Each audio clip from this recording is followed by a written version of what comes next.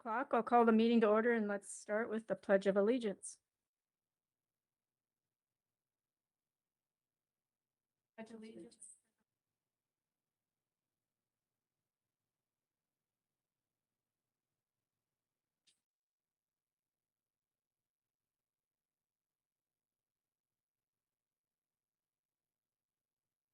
Good morning, everyone. The approval of the minutes from our last meeting that they were sent out to us ahead of time. I'll move to approve as presented. Second. Motion by Commissioner Olson, second by Commissioner Pelton to approve the minutes as presented. Any further discussion? All in favor, say aye. Aye. Aye, opposed, motion carries. Approval of the agenda. Al, anything? No. No. I need to remove the year-end report. We are not ready for that yet. Greg? No. And I have nothing. Okay. Well, the agenda has one change. Second. Motion by Commissioner Heiser, second by Commissioner Olson to approve the agenda with the one change of removing the year-end report. Any further discussion? All in favor, say aye. Aye. Aye. Motion carries. And yes, there was no public comment. So we can move right into the engineer reports. Carl.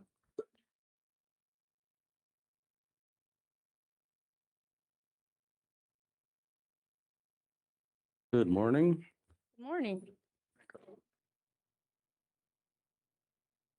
We'll start with 12th Street. We're working on negotiating easements on them. I've had a few conversations recently that have been positive, so we're just pushing through to get those all wrapped up, and then we can put this one out to bid. 16th Street, we've submitted the permit. Expect to have it secured soon, hopefully, after the Army Corps reviews. We have a little bit of plan set work to finalize, but not a whole lot on that one. Maybe there'll be a few minor changes based on that permit, and probably some of the easement discussions when we begin those, which should be fairly soon.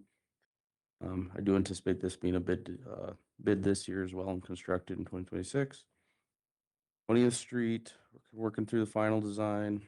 We do have 3,100 of acres of wetland to mitigate. So I'm working with Ducks Unlimited to get a availability letter and price on the mitigation credits there. We are having an issue with tying down the existing right-of-way along the road. There's a platted easement from 1961, and it does not match exactly with what was built out there in 61. So we're kind of working through that right now. I'll have to go in the field and verify a few more things, and then I may have to just get an opinion from the state's attorney on that so we can move forward with finalizing what our right-of-way needs are on that one. This one is also possibly a 2026 construction depending on the funding. 86th and 9th, just going through the environmental and cultural impacts, starting to put the permitting documents together, working on some plan set stuff. Also working on getting the easement drawings put together on that one as well. 98th Ave, finalizing the permit application right now. Should be submitting it later this week. This one's probably a 2026 construction as well, depending on funding and if there are any hiccups with permitting, but at this time I don't anticipate any. The 2026 projects, just note that all field surveys have been completed. We're kind of just working through our preliminary grading and the drainage designs for those projects there on 94th, 79th, and 14th. Any questions? That's all I have. Thank you. Thank you.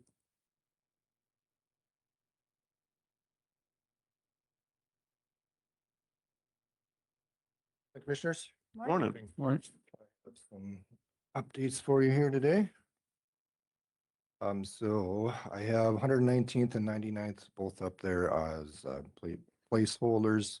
Those are both going to be 119th. If you recall, Martin has some minor items to do as far as some ditch grading and topsoiling and seeding. That's on 99th. 119th is the CSI project that they will be starting. Our big thing today is obviously the bid opening for Manning that got delayed after the last commission meeting was canceled due to weather. For our 2025 projects, so 90 on 7th Street from 97th to 101st, Superintendent Schwarzenberger and I have made an appointment with the one remaining landowner. I'm not sure how much discussion has been had, but he wants, he has a request for a different matter that he would like the county to address prior to signing the easement. Other than that, I don't think he's opposed to it. So once that's solved, we'll be able to see if we can get that last easement locked up and get that thing bid. For 3rd Street, again, it was understood that that project was tabled. If that's changed, we'll move forward on that one as well. We've got the permit and everything. We just need to collect the right of way.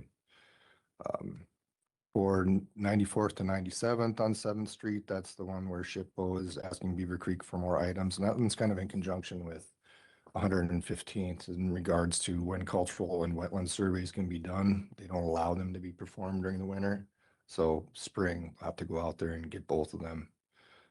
For 115th and 1st, we were kind of at an impasse day. We had a couple landowners out there that have a percentage of the property. And at the last commission meeting, I had proposed getting the county involved. And it's my understanding in talking with Superintendent Schwarzenberger that he has initiated communications and he's got at least a response from one of them. However, the other one has yet to respond yet. So he's working through that process.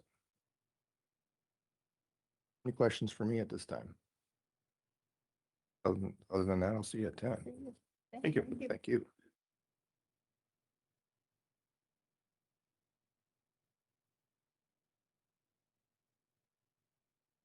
Morning, commissioners. Morning. One project to update you on today, our 15th Street and 118th Avenue project.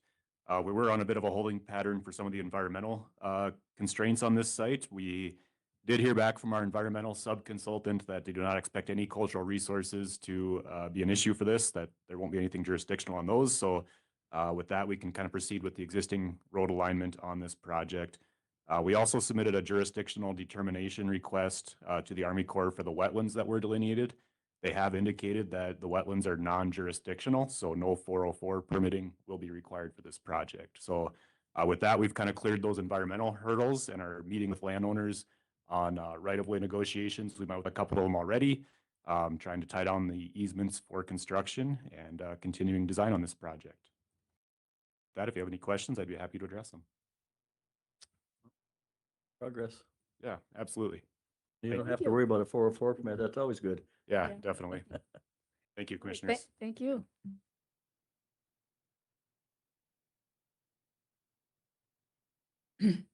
Jeremy. Good Good morning. morning. Just real brief updates. 98th and 4th Street.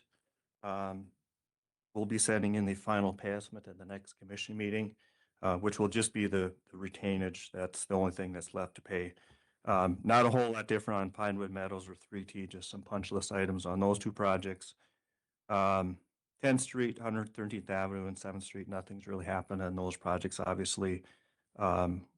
Paving project, we are getting the contracts back from Central Specialties, but that's about the only thing updated on that project. As far as design projects, we have a bid opening on February 18th, the next meeting, 10 o'clock for the project on 103rd Avenue. 114th Avenue is our other project. We're going to focus on getting easements in the next couple weeks, and we're hoping for a March or April bid opening for that project. There's several other design projects that may not have been budgeted, but they're kind of carryover projects that are separate from our inactive projects, whether it's a SHPO issue or a core issue or an easement issue. But these are projects that we think we're going to be able to get ready to bid. And if there's any money available, or whether it's this year or next year, but we're going to hopefully get a pile of projects ready for you guys whenever the budget allows. Miscellaneous, nothing really, update on that. The transportation alternatives application was sent in. Flex funding, nothing new on that one. The county did not get any money for your bridges, so, I think with those brief updates, I think that kind of takes care of everything we've done in the last couple weeks. Question, Jeremy, that alternate transportation for that, is that like a 90-10 share or what? How does that, if awarded, that grant will? Yeah, I'm not entirely sure. I think there's portion of it that, like the design engineering was 100% local. When it comes to construction, I think it might be like an 80-20 split. Yeah. Okay. You know when, excuse me, Jeremy, do you know when those are supposed to be awarded or announced? No, I don't. I believe it's March or April. So when we sent that in at the end of the year, I think it's either 2027 construction, but I think it might actually be 2028 construction. So it's 2 or 3 years out for construction if it happens. Thank you. Gary?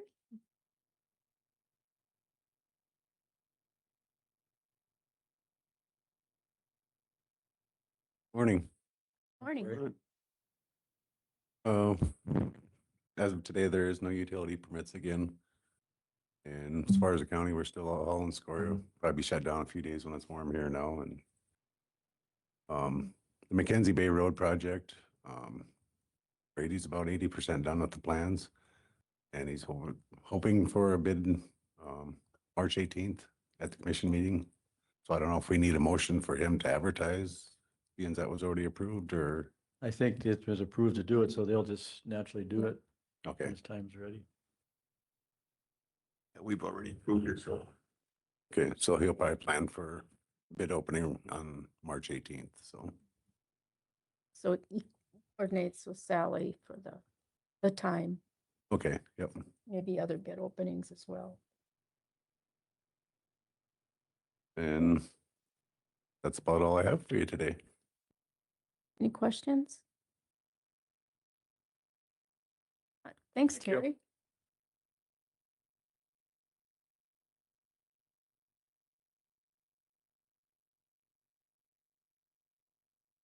No utility permits. So can we go ahead and jump to the second reading of policy changes? Bessie's here.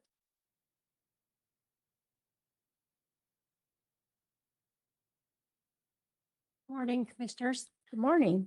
Morning. I did print out another copy of the changes that were given to you last time just for reference today. I'm just coming to get the second reading completed and see if you guys have any questions.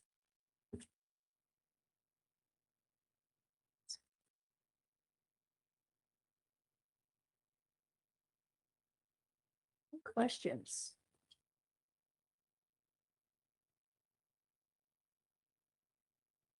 When do we make the final change? Do we have time to review some more of this, or second reading? What's the policy after that?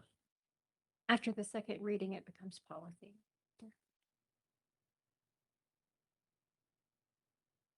I sometime would like to, make a lot of changes in policies if I like these trainings, or not trainings, but discussions we have with the commissioners. Sometimes there's questions and it's kind of nice to get some answers. So I personally would like to look through the policy handbook and maybe have a workshop someday and sit down and look at some of these policies.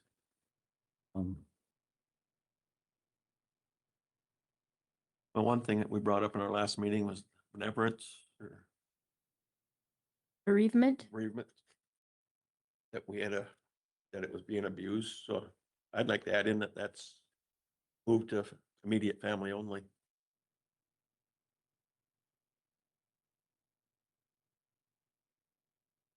Was that There- brought up in the There was first not a reading? change in No. bereavement, so it won't be in your packet. Oh, No. It was brought up in our commissioner workshop. Mm. Said it was being abused and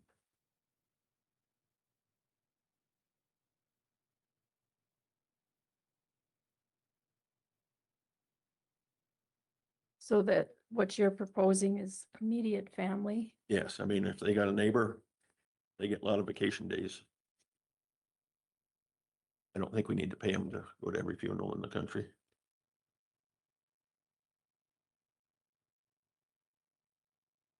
Was that wasn't in any of this stuff, right? No, No. sir, that's not in your packet. So if we were to approve this second reading, and with that change, does that need a second reading, that change, or can we move forward? Generally speaking, that change would need a second Mhm. reading.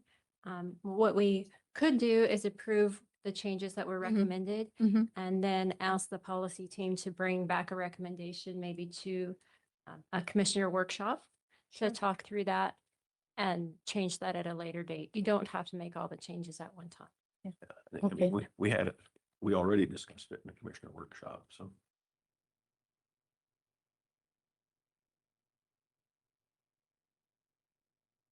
So I see we would still need a second reading for that policy. Yes, ma'am. So we can approve our new policy recommendations Mhm. for now, and then bring that back for first reading and a second. We should have the Yeah. wording, so it's Yes, not ma'am. just, Come back next time with the first reading. yeah. With the bereavement policy.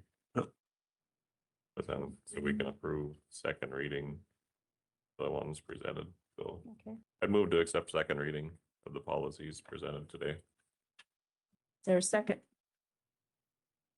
Is there a second? I'll second it. Motion by Commissioner Olson, seconded by Commissioner Pelton to approve the second reading of the policies as recommended. Policy changes as recommended. Any further discussion? A roll call vote? Commissioner Heiser, No, Commissioner Olson, Yes. Commissioner Pelton, Yes. Commissioner Kleeman. It's not on the board. Commissioner Dalzell. Yes. Motion carries. Thank you. Thank you. I guess I would like to thank the policy committee. There's a lot of work involved, and I know Commissioner Olson's been at most of the meetings. I've filled in a few times, but there's a lot that goes into reviewing this and a lot of good discussions. So I'd like to thank the committee for their work on this. Okay. At 10 o'clock, we have the bid opening. Sally, the 4th of July parade. In a couple of our department head meetings, and policy meetings, the department heads would like to get together, not only the department heads, any employee who's interested.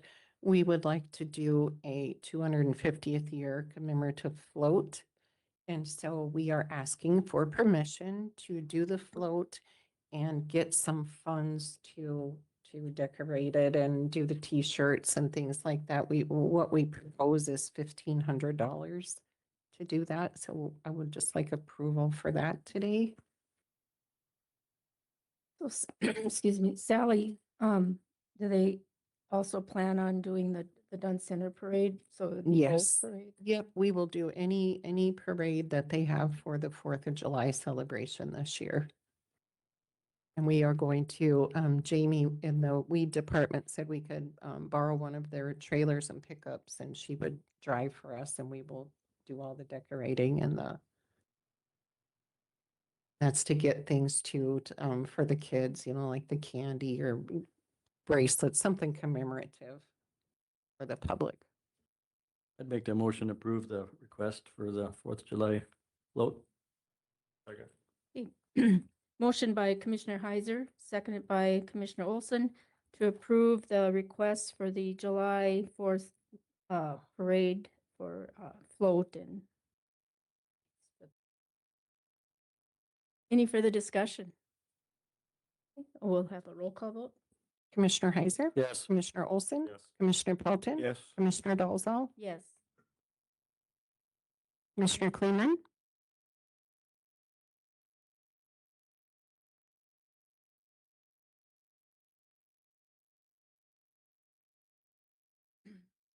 motion. Okay, motion carried. Right, let's do the financial report.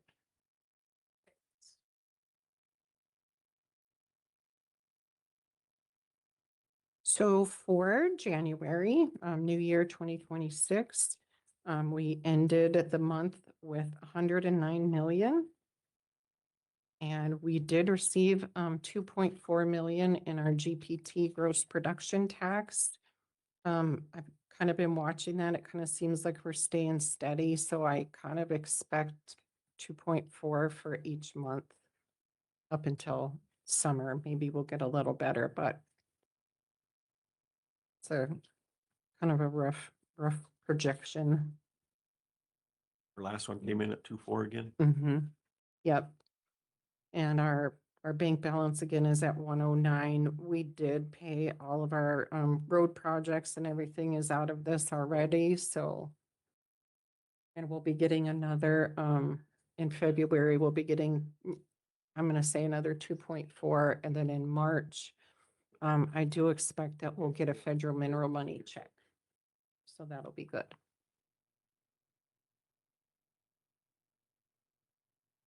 Any discussion or questions for Sally? Oh, well, Thank you, Sally. okay. Take a look at our Oh, vouchers. Tracy, Oh. Bob said he voted no on the policies, but voted yes on the other one. He said he can't get his computer off of. Oh, Okay. still carried. Yeah. Okay. Great. Take a look at the list of bills for this past month.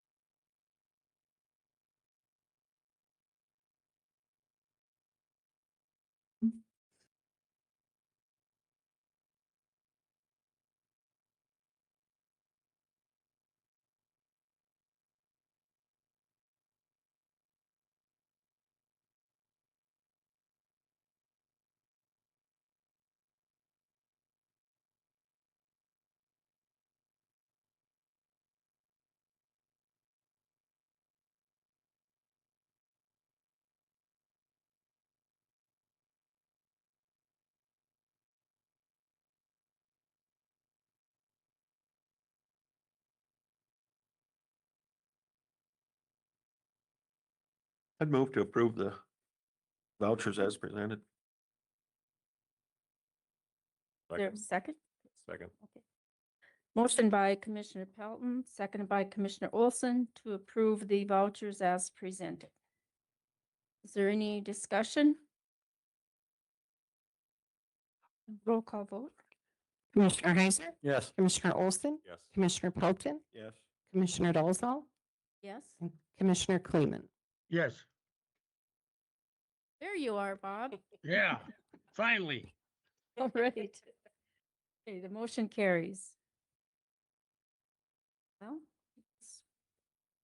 we have bid opening at 10 o'clock, so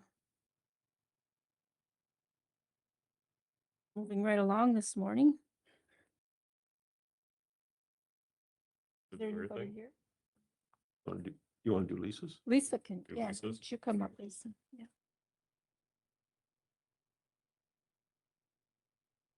Morning, Chairman Dawson, Commissions. Good morning. I'll make this brief.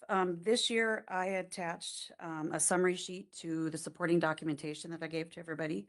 And I'm going to start with a recap for the Recorder's Office for 2025.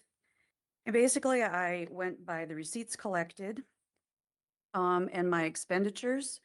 And we are, our general fund receipts in excess of our budget is $33,500. So in a nutshell, we are under budget. And if you take my recorder budget And the expenditures, my unexpended budget balance, I'm under by $91,177. There's a year-to-date total at the bottom there for the preservation fund. That is specifically for the preservation of documents. That is not general fund money, and I have a balance of $281,601.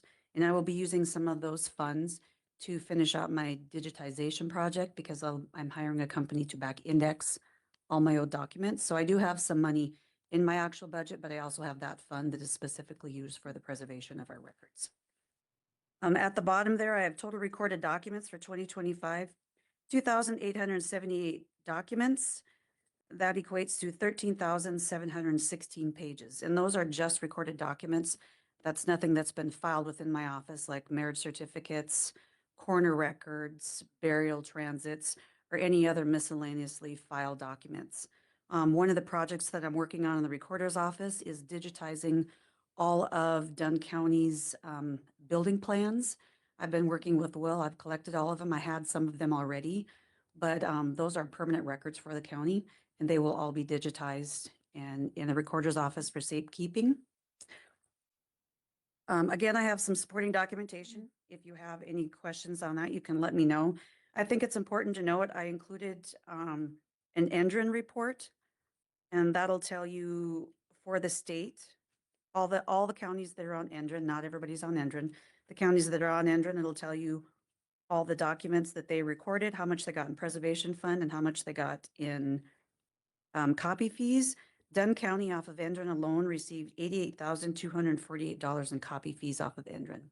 That's not including the copy fees that I collect in my office.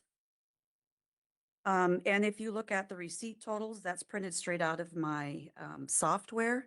And it'll say document and non-document. So $119,076 are recording fees, the non-document, which equals $202,953,000. Those are file documents and copy fees, which basically supports my office. So I'm going to switch to the clerk of court. So for the 2025 to 2027 biennium, we received $20,650 a month in payments from the court administrator's office for performing district court services.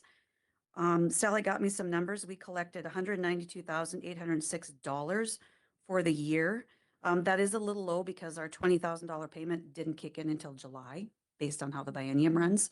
So 2026 and 2027, our clerk of court funding payments will be $247,800 for the entire year. So my general fund revenue in excess of my budget is $42,504. That is how much extra money was brought in. There is a miscellaneous revenue line below that. That includes funds that I collect on behalf of the state, certification fees, copy fees, which now that everything's digital are minimal. It would be the victim witness fees of $25. So some of that money is victim witness fee money, and that is not general fund money. It's a specific fund for the county to use for things like domestic violence. So my budget, I came squeaked in at $7,098 or $7,098 below my budget. If you look at the budget, which is attached, there's a line item office supplies, which it looks like I'm at 150%. I'm over. That is because it is a legislative year and I have to purchase all the new Century Code books, rules of court, administrative code for each courtroom, so that there's no way to plan for that because I don't know how much that's going to cost. So that put me a little bit over. At the bottom of that report, there were 2,878 cases filed. We reopened 452 additional cases. So 3,330 cases are what we touched in the clerk's office, but that does not include any cases where documents are not required to be opened that we had to work because there was a miscellaneous filing of some sort. For the clerk's office, I don't know if you are all aware, but I am a certified court manager. The National Institute for Court Management, our court administrator's office is part of that. They recognize that. The state paid for me to go through training. It was quite a few years ago. I am now going to go through a certification program to be certified. It's called a CCE, a Certified Court Executive. I start classes, I think next week, actually. So the classes that are included in this certificate would be accountability and court performance, budget and fiscal management, case flow and workflow management, project management for courts, purpose and responsibility of courts, and workforce management. And I'll obtain a second level, a certificate for that. And then after that, if I choose, I can go to a fellowship program, which is out of state. So, and I am using, I worked with Desi, I am using some of our educational funds through the HR department to pay for these classes. Very good. So if you have any questions, please let me know. Thank you. Thank you. Thanks, Lisa. Think we have anyone else here to? Sheriff, do you have anything you want to talk to us about? Okay. All right, well, why don't we, Wait a half hour to kill. we'll take a break until the bid opening at 10 o'clock.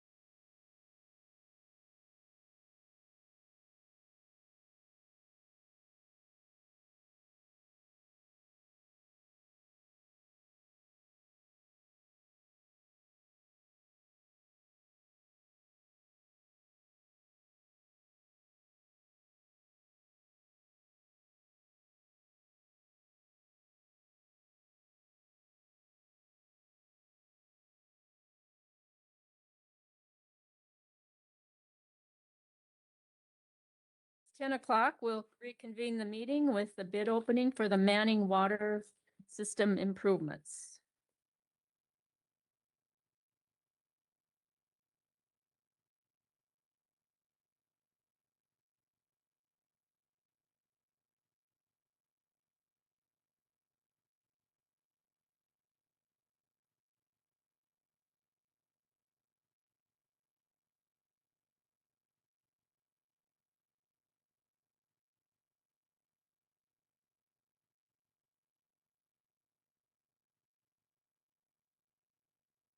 Okay, our first bid today is from Western Municipal Construction. Total bid, $1,665,190.00. $1,665,190.00.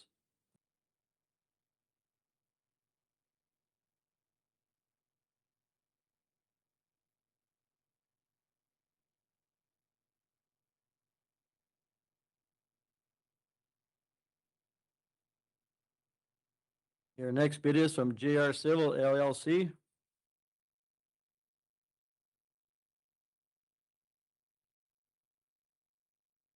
A total bid, $1,650,290.00. $1,650,290.00.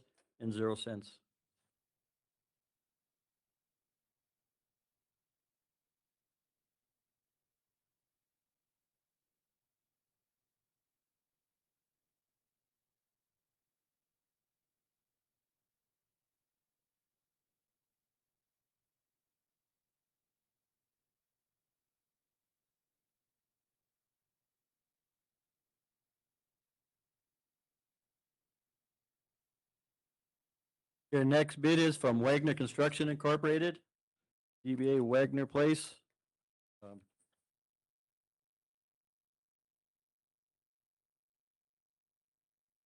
Total bid, $1,968,710.00. $1,968,710.00.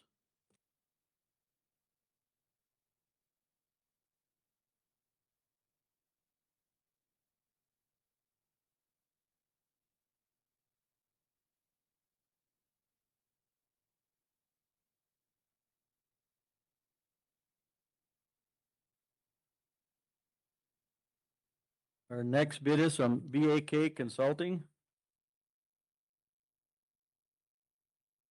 BEK. $2,196,900.00. $2,196,900.00.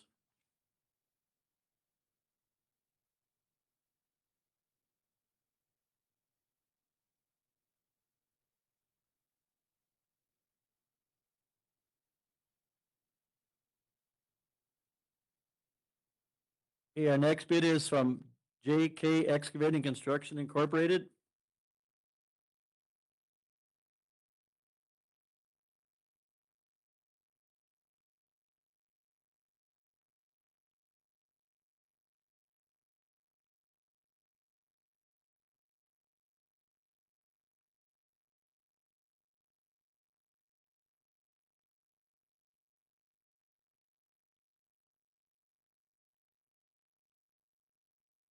Oh, it's way in the back. Okay.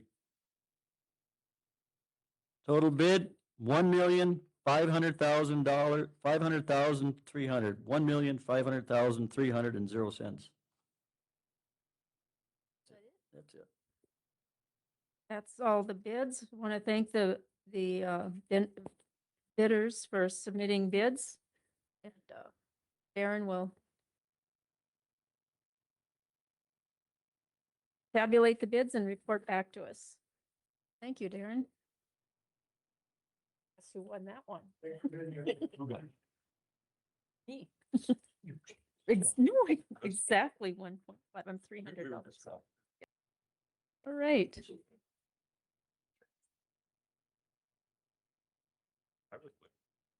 Okay, Deb is here, so why don't we have Deb from Vision West provide a year-end report for us?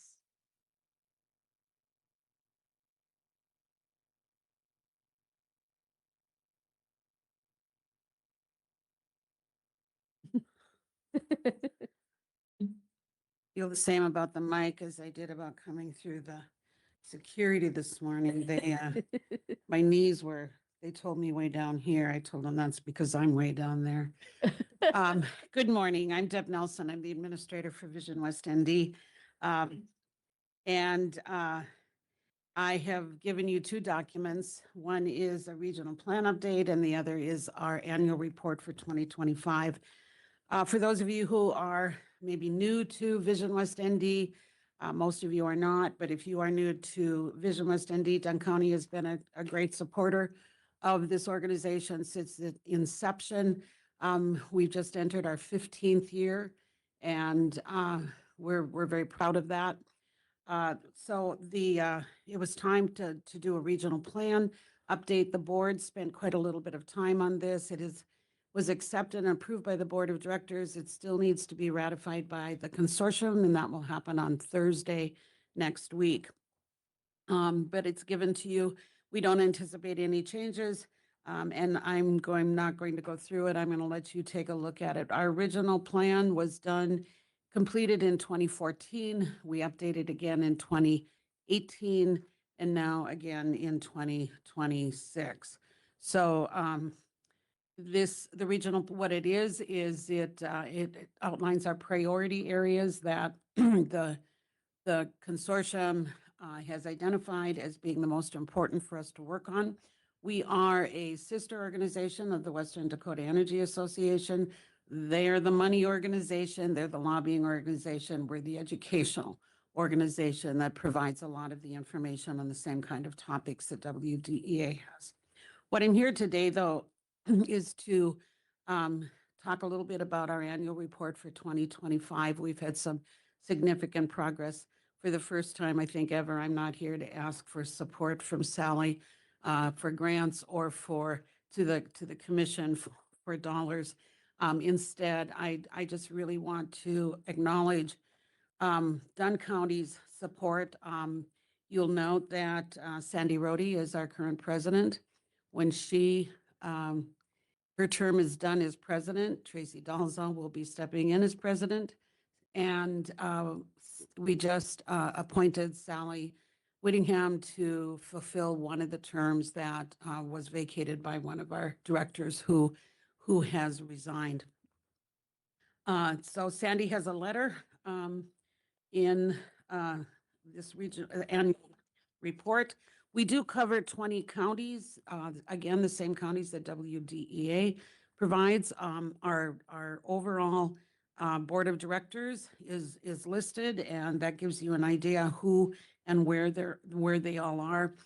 They range from Williston to Stanley or Montreal County, Mercer County, Minot, Powers, the little town of Powers Lake is represented on our board of directors, Rough Rider Electric Cooperative, a couple of private people, and then we also have 3 emeritus members, Daryl Dukart from here in Dunn County, Melanie Bauer Dukart, who's with USDA Rural Development, and Buster Langowski out of Hazen.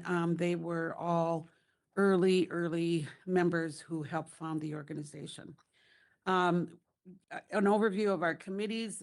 The numbers that are beside the committees are the numbers of people who serve on that committee, and it gives you an idea who the chair people are of all of those.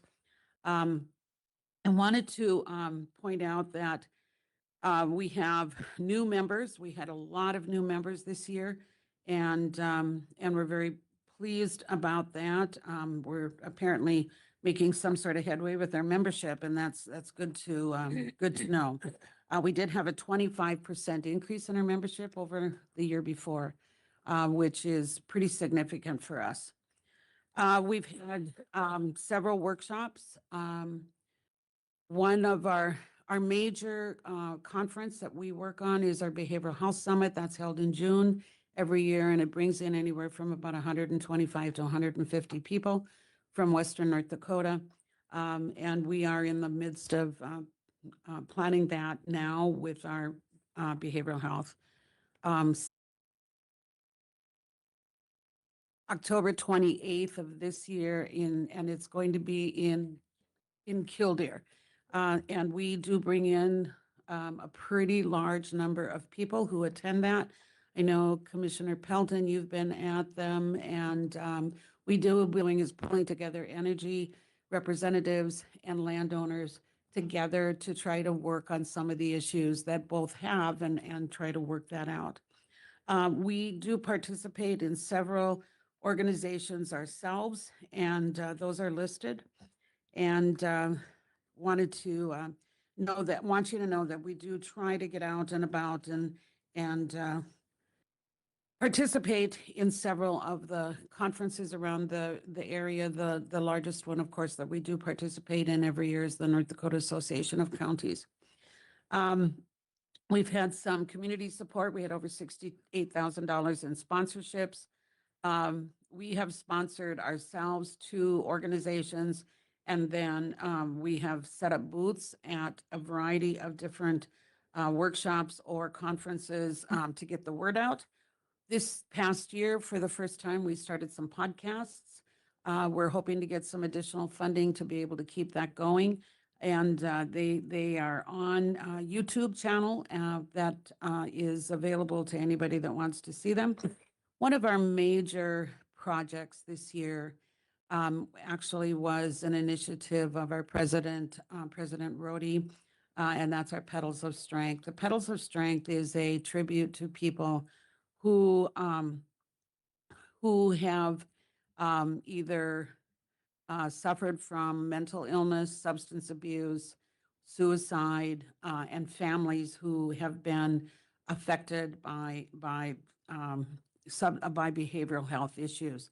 And so petals can be purchased. We do stories. If you get the publication The Voice, we've had an article in there every month now with tributes to the people that are listed on our petals. It is displayed right now in the Southwest area arts building in Dickinson. It will be displayed again. It'll be moved to our conference every year. So it will be displayed. It's huge. It's a very large sunflower that is posted, and we chose a sunflower because sunflower is pretty resilient. It moves where it needs to gather its sunlight. It is provides a lot of resources to a lot of people, and so the sunflowers become our logo, actually, if you will. We also participated in a number of meetings, a number of workshops around the region. And then our really major endeavor has been the regional plan update. At the end of the annual report, you can see the financial part of it and where our finances are coming from. It also shows you what our income and expenses are. We never carry a large balance. It seems like that's always going out to projects rather than staying in the bank. And that's okay, because that's what our intent is to help communities. We've had a lot of success in helping communities who ask for assistance, and that's because we have some really great members who are willing to step up and volunteer to help others. And that's the whole purpose of Vision West Indy, is to bring together communities, counties, agencies, organizations to help solve problems together rather than kind of working in silos. So I am happy to announce, I just told Tracy, we did receive an additional boost to our budget. The Bush Foundation gave us $75,000. The check came in yesterday, and so that's going to help a lot. It's intended specifically for operations, so that is going to be a big help from us. And I just received, literally 10 minutes ago before I came up here, I received a message from the Bush Foundation telling me that their ecosystem grant will be coming out in the next few weeks, and that they are expecting that we will be applying for that. That's a 3-year operational grant. So with that, if you have any questions, I'd be very happy to answer them. If not, I'll let you read the plan and the annual report as it is. Thank you, Deb, for the Thank you. information. So as of now, do we have any openings on our board of directors? We do. We will have a slate that will be presented at the meeting next week in Beulah. It's our annual meeting. On Thursday, we would invite anybody to come. And one of the things that we need to always remind our members is that because you have a representative, doesn't mean that that's the only person that can come to a meeting. Dunn County can send any of its employees. Anybody that has input in Dunn County can come to a meeting and have a voice.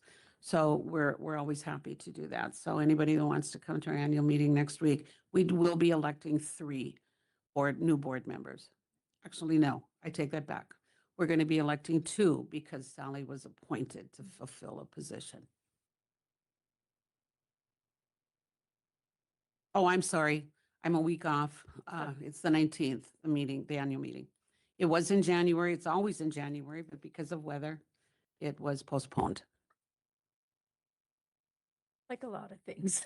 Like a lot of things. If anybody's interested, March, we're going to have a very interesting meeting. Williston State College has a brand new health center that the legislature helped fund. And we have been invited to go to Williston State College and tour that building. They are hosting us. And so that'll be kind of exciting to be able to see a brand new building that's going to be training nurses and other medical professionals for specifically Western North Dakota. And we're excited about that. I believe it's November. Vision West will hold their consortium meeting in Kildare. That's correct.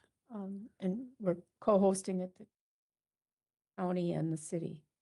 Together, yes. Yeah. And yeah, that's November. We always meet on the odd numbered months, so January, March, and progress throughout the year. We have 6 meetings a year. It's always the 3rd Thursday of that month. With the exception of September, we moved that to the 4th meeting because apparently people like to go to the North Dakota Petroleum North Dakota Petroleum, whatever it's called. But it's a big meeting in Watford City and they won't move their meeting, so we had to move ours. And we're happy to do that so that people have the ability to attend that meeting. So that one is always the 4th Thursday. The rest of them are the 3rd Thursday. Okay. Sounds good. Thank you. Any other questions?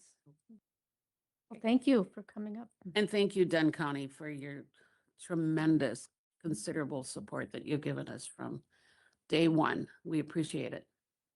You got to put your pitch in now for your fundraiser. Oh, okay. I'll put a pitch in. I forgot to tell Tracy.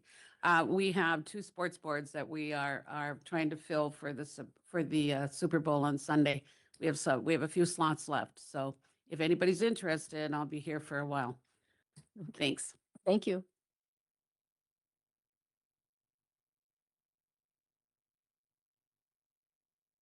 Golf Foundation? Holly, did you have anything? Oh, okay, didn't wanna skip over you. So. Guess we're a little bit early yet for the Golf Foundation and Tyrell. So the last 2 things on the agenda. And here they are. Hi, come on up.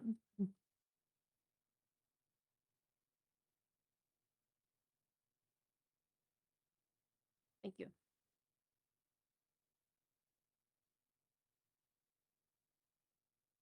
Thanks. Hi there. How's it going? Thanks.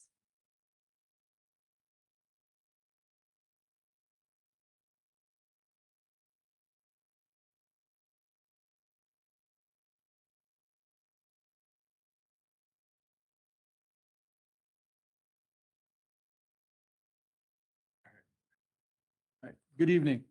My name is Clayton Johnson. I am the current boys and girls head coach for Kildare Public School. I'm also president of the Cowboy Golf Foundation.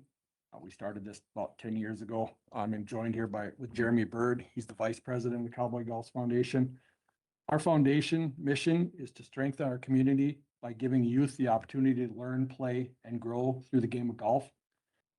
We created a nonprofit 503c foundation, like I said, 10 years ago.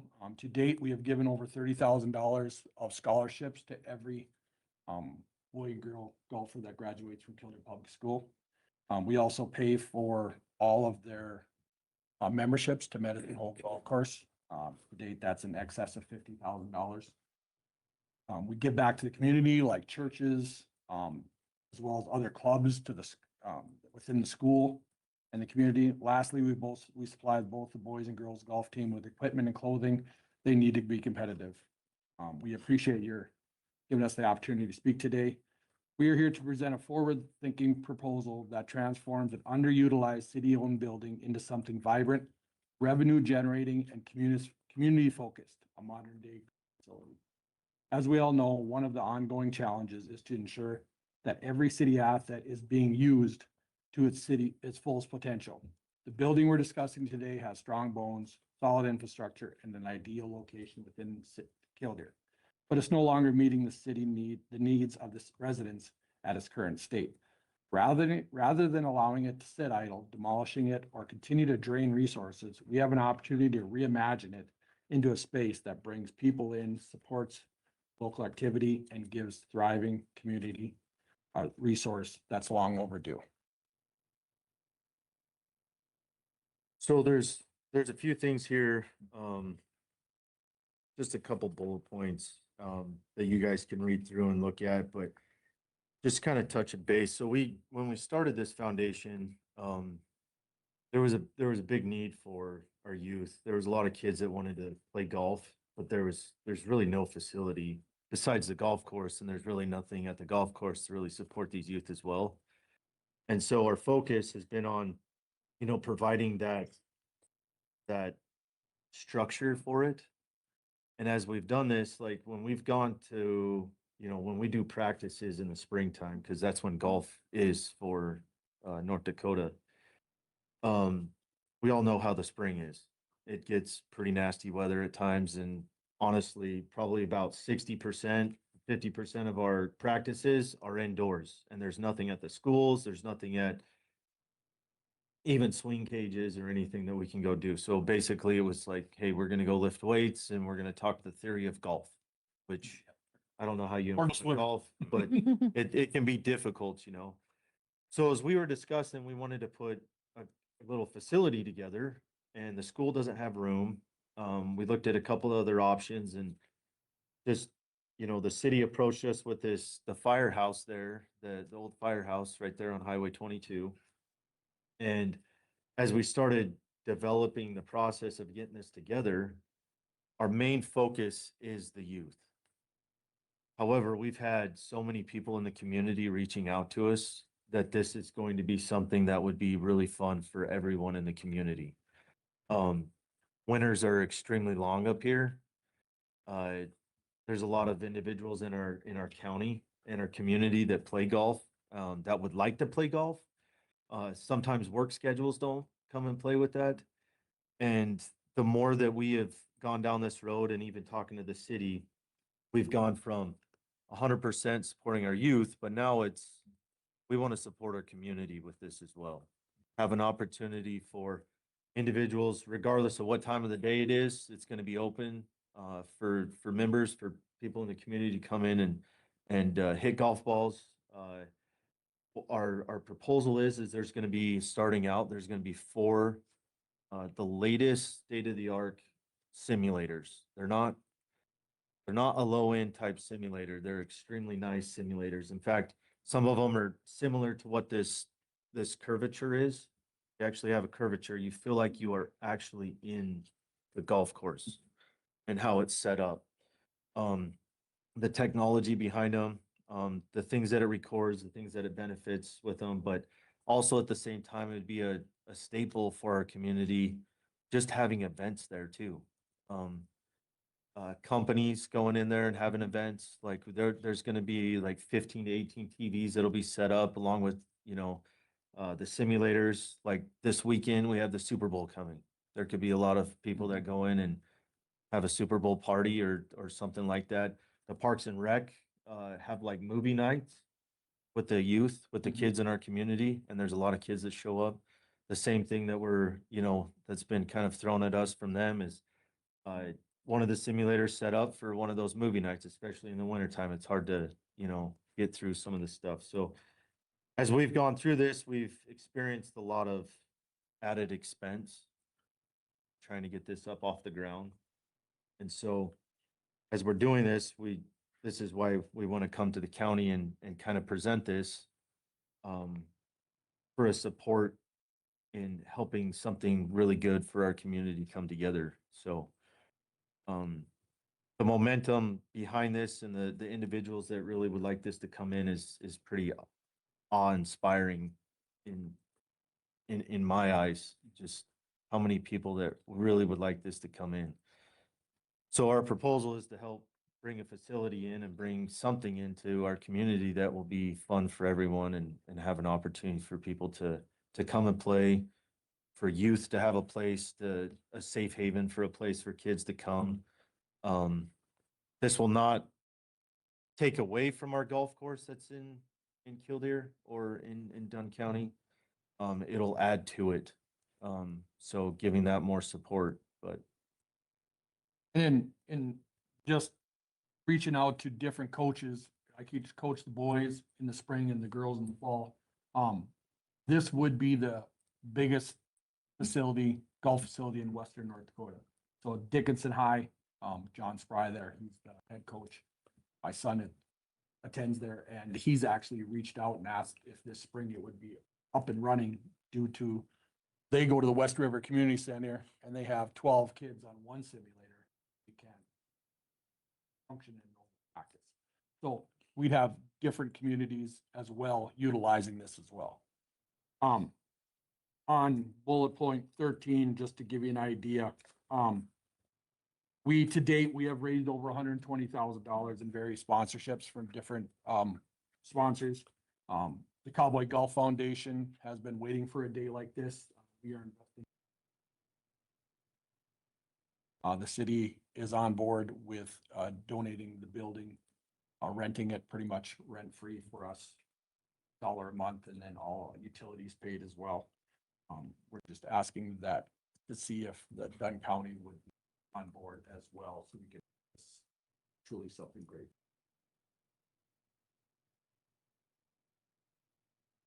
Like I said, we're new to this, so if you fire away, we'll try. Any questions?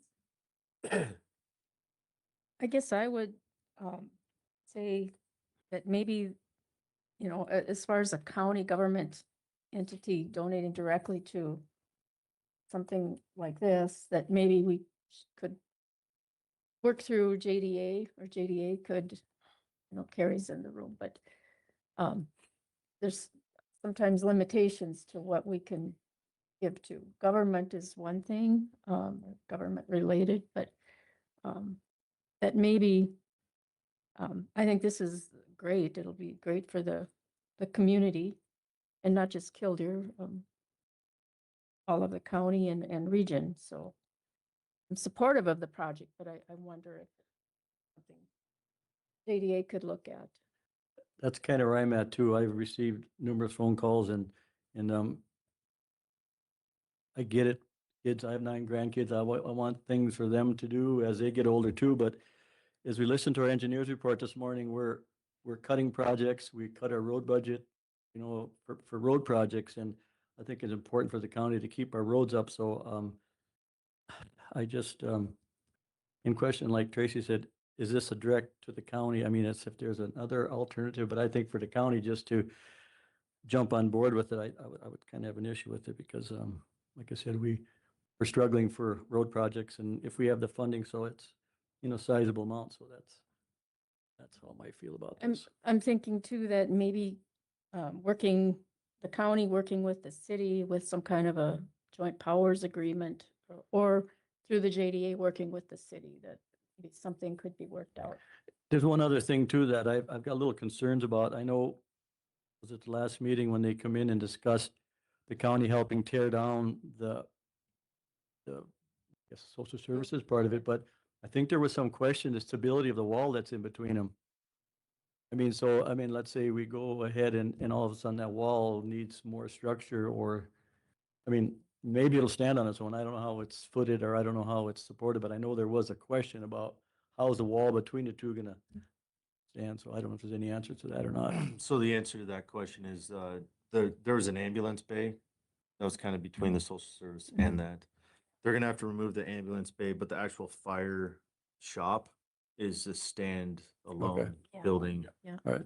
We were trying to salvage the Bay? Ambulance bay. ambulance bay and the office behind it, just because like the wiring and the internet and stuff like that, but I believe at Monday's meeting, the engineer recommended that they tear that down, which is, I talked to a guy that was working on there and that's what he said.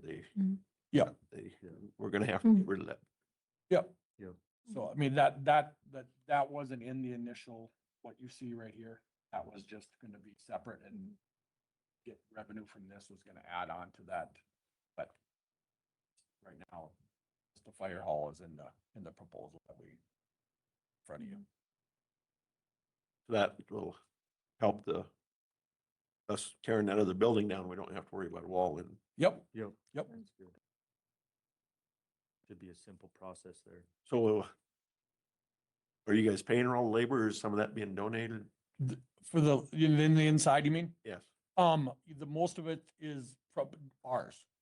The only thing pretty much donated right now is the audio and visual in the inside. Consolidated did meet with their board and they donated the labor to run the fiber optics and the internet cords, but we have to purchase the materials. And then some other sponsors, but other than that, that's our general labor. Wind Construction is doing the leveling the floors as we speak right now. Mhm. And then we'll have it epoxied over the top of it. And then, I mean, as soon as we get the simulators here, it'll be done within a week turnaround time. So you're looking at being open. Shooting April 1st would be ideal, but I mean, that's lining up all, I mean, if everything Yeah. comes together and there's no delays, yes. But we want, our main goal is to be open for the celebration over July 4th. We want to have that and want to have it a staple and have it fully functional, ready to go. So, As far as the city support, was it kind of run through the parks? yeah, board? so Ryan Right, Schleppenbach, had all of his kids in school and he reached out. I guess it was offered to the wrestling club Mhm. and they turned it down. And then he reached out to me because he's like, Johnson, you always say that there's no place to hit. Got the perfect solution. Would you be willing to present? And we went to present and yeah, I mean, it sets up perfect for a golf course, for golf simulator, because it's wide open, high walls. So, I mean, it'll be. Madam Chairman, Yeah, go ahead, Bob. this is Commissioner Kleeman. What, how long have you guys been, out looking for money? We have been, the Cowboy Golf Foundation has been around for 10 years and we put a golf scramble on, one of the biggest one in Killdeer every year for the oil companies. And we've been stockpiling this money just for waiting for a day like this. But if you're actively fundraising, like you're asking, Bob, it would be 6 months probably. 6 months. Yes. What is your, what's the total amount on the building? By the time when you're done, what is the total dollars? It will be well north of 500,000 by the time we're done. Looks like about 650 from what you've raised and. Yeah, by what we raised and yep. You have 120 in sponsorships already in, 100,000 that we're kicking in, and then we're asking you guys to.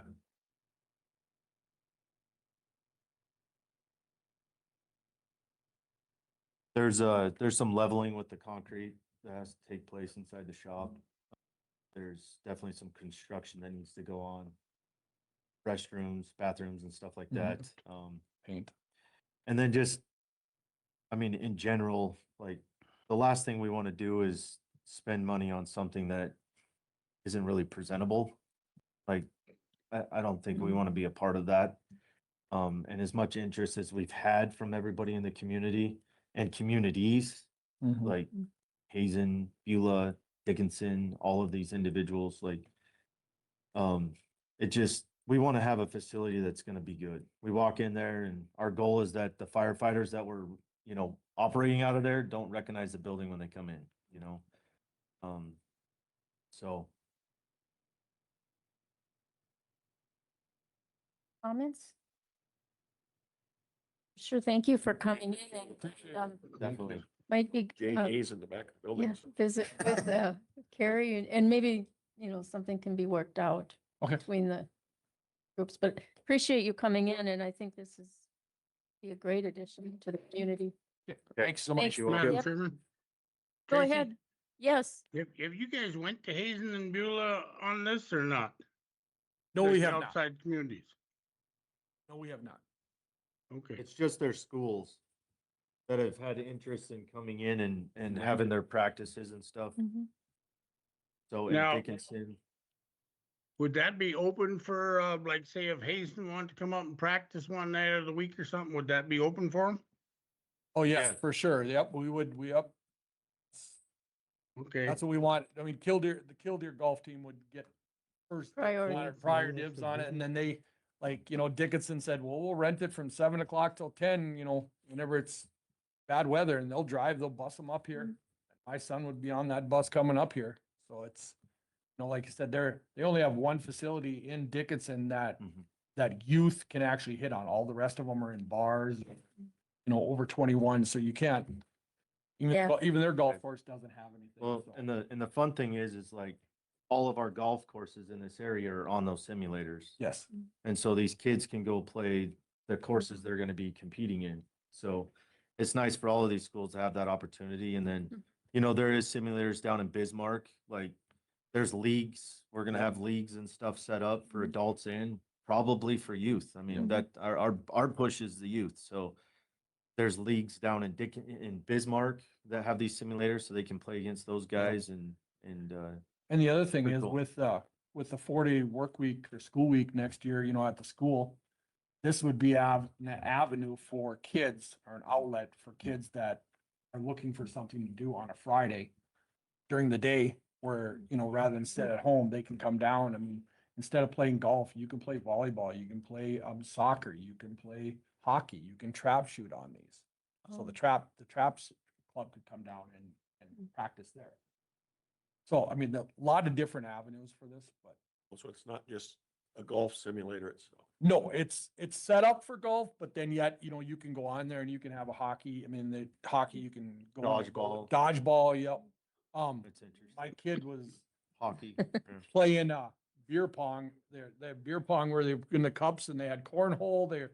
I mean, there's all sorts of things different things you kids can do and keep the interest. And, like we'll have a little smoothie area, zinger place, like a little bar area for the kids, just a safe place is the big thing. It'll be a good entertainment. Yes, will. it'll be someplace where they can, I mean, I envision like if you go out to like Bangin' Beans Cowboy Station right now and they have that little coffee area, there's 10, 12 kids out there all the time, just sitting on their phones. And it's like, okay, why couldn't they do that, local kids do that in town that don't have driver's licenses, So. What would be the chances of getting our JDA a full financial and business plan? We could definitely do that. I mean, I'd like to see it too, but I think Carrie needs that to take a look at to bring to us. Sure. Yeah. Yeah. We can get that for you. She's Okay. saying, I Appreciate- need another thing to do. I can tell. Yeah. Yeah, yeah.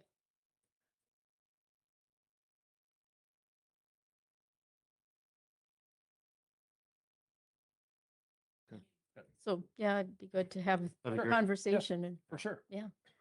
Can we get their, like, they're raising funds, can we put it on our website somehow, or so that their name's out more into the public. That'd be great. That'd be awesome. I don't know if we can do that. Maybe. Yeah, Yeah. talk with Loanne too. Yeah. 30 minutes. Yeah. I mean, if I wanted to donate to you, I wouldn't know where to go. Okay. Yeah. Sounds good. Yeah, I mean, you probably have a lot of people out there like that. perfect. Sounds good. Thank you guys. Thank you so much. Yeah, thanks Get your for golf coming. clubs ready. Yeah. It's coming, so. Thanks for coming. Thank you. Have a nice day. Darren. Be back with our bid. Madam Chairman, Yes. we have checked the math on the bids. Everything did check out, so therefore we would recommend giving an award to JK Excavation and Construction, the amount of $1,500,300.00. Madam Chairman, I move that we award JK Excavation and Construction the Manning Water System Improvements bid for $1,500,300. Is there a second? Second. Motion by Commissioner Pelton, seconded by Commissioner Olson to award the Manning Water System Improvement bid to JK Excavation and Construction in the amount of $1,500,300. Any discussion? We'll have a roll call vote. Commissioner Heiser? Yes. Commissioner Olson? Yes. Commissioner Pelton? Commissioner Kleeman? Yes. Commissioner Dalzell? Yes, the motion carries. I got a question for Darren. You know, we had some questions when you were at coffee. You know, this was gonna be our pilot project for water. I know some of the the Neurotic people brought it up. Has any work been laid out for that project at all, or it's just, we're gonna see how this one goes for that one? Correct, Commissioner Heiser, Southwest, under the direction of Southwest, they didn't even want to get into it until. Okay. That was a question I was asked. I'll just, thank you. Thank you. Thank you all. Have a good afternoon. You too. Is Tyrell here?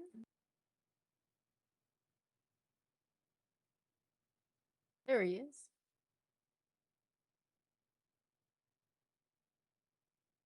There he is.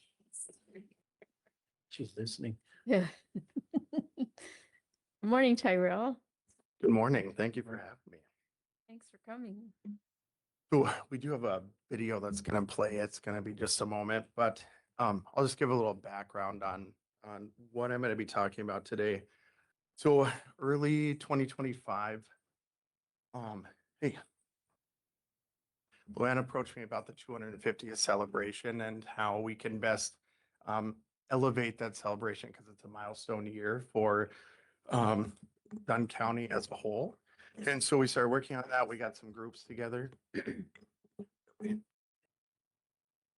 So we got a group together, kind of talked about what the county plans as a whole. Obviously, during the 4th of July weekend, we have the Big Kilder Roundup Rodeo. So how we can add some additional programming without overrunning and overlapping with people. So we worked on that. We met quite a few times. And then over the summer, we met throughout the summer, and then to the fall, it kind of fell off because we got busy with stuff, and now we're revisiting and what those schedules look like and starting to reach out to those different entities. Okay, perfect. You said how long? 15 minutes. Okay.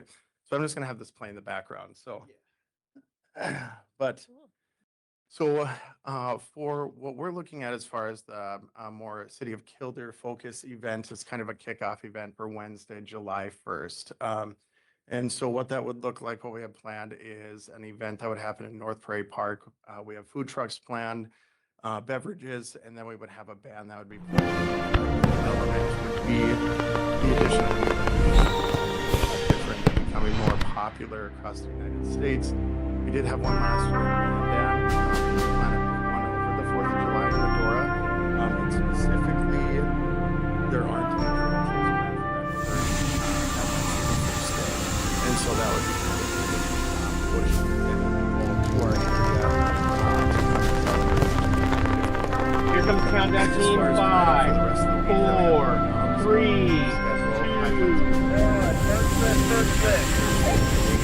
We'll have to take off for the Independence Day. Let's go. Rodeo really gets going Friday. Dunn Center, they have their big event. We also we have Colleen Davis who's looking at doing a 5K on July 4th. And so really just adding. So as today, it's with this drone show they are and they are relatively higher in cost in order to do that. So this would be like one of those bigger events. So I did talk to my city Monday and they approved the inclusion on the approval would be the cost for the county and the city.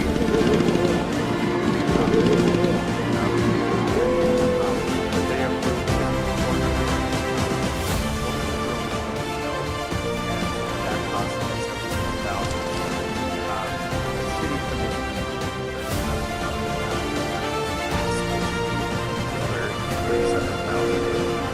if this was an event that we wanted to have. I have talked to Carrie with the JDA on funding that they would have.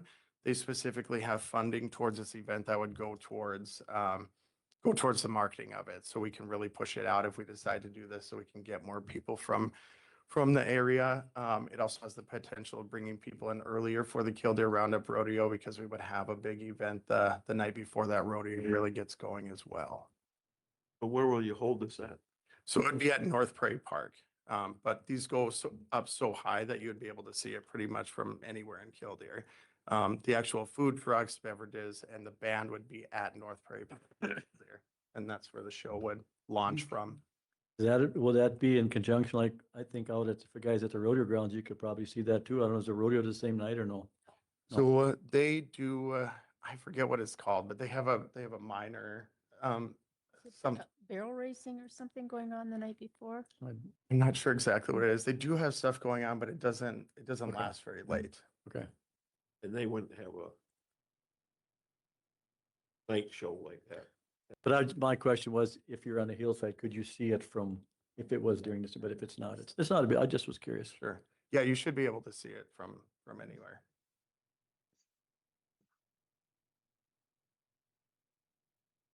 Question. So I think it's, part of we set up a committee, and this was come out of the committee for the 250th celebration. So I think this would be a great addition. I know we had talked earlier about getting that bicentennial wagon in, and that was just not a possibility. That kind of brought it, and Larry Fry brought that up, but it's not going to work out for that. But no, I think this would be a great addition to the celebration. Be another And- 250 years till we celebrate the. I don't think 500th. we'll be here for that. And this show is 100% customizable. So as far as storyline, what we want to have, we've been talking about history of Killdeer, Dunn County, totally up to interpretation. We get them photos, they get mock-ups for us. So there's a lot of things that we can do with Dunn County and having that pride portion with this show as well. Madam Chair, I'd make a motion to support the matching half of the city of Killdeer for the drone show and whatever else comes along with it. Second. Motion by Commissioner Heiser, seconded by Commissioner Pelton to support the drone show in the amount of $37,000. And that's in conjunction with the city of Killdeer. Any further discussion? Just curious, how long does the show last for? So it's 15 minutes. 15 minutes? Yeah, so it's not, tried to get it longer, but it's what it comes down Figured to. out is- the hourly rate. Yeah. What it comes down to is how long the drones can fly for before the battery dies. Looks like there must be a pile of them there. Yeah, so this This would was be, 5,000. so they can go up to 5,000. That's about $1 million show. So obviously a bit out of our budget. So the ask is for a 400 drone show, and that's detailed enough to where we can even do portraits and you can tell who those people are. Yeah. You'd be taking pictures of a few of the commissioners. Madam Chairman? Yeah, go ahead. I You said 15 minutes? Correct, 15 minutes. What does that come out to a minute? Lunch. I mean, that's a lot of money for 15 minutes, I think. I don't mind, something like that, but I thought it'd be a half-hour show or something like that. If somebody's in the cook shack or in behind the bucket shoots or something, they're gonna miss it. It's not during the rodeo, though. Oh, it's not. No, it's the day before. But the day before, we got events going on in there too, don't we? Yeah, but this will be after dark. Yeah, so I did look up, it's projected, sundown is projected to be 8:51 PM. So likely the show would not launch until about 9:30 when they're ready to go and it's fully dark. And along with it, there'll be a band and food trucks and other things going on too. According to my figures there, this could be wrong. That's $5,000 a minute.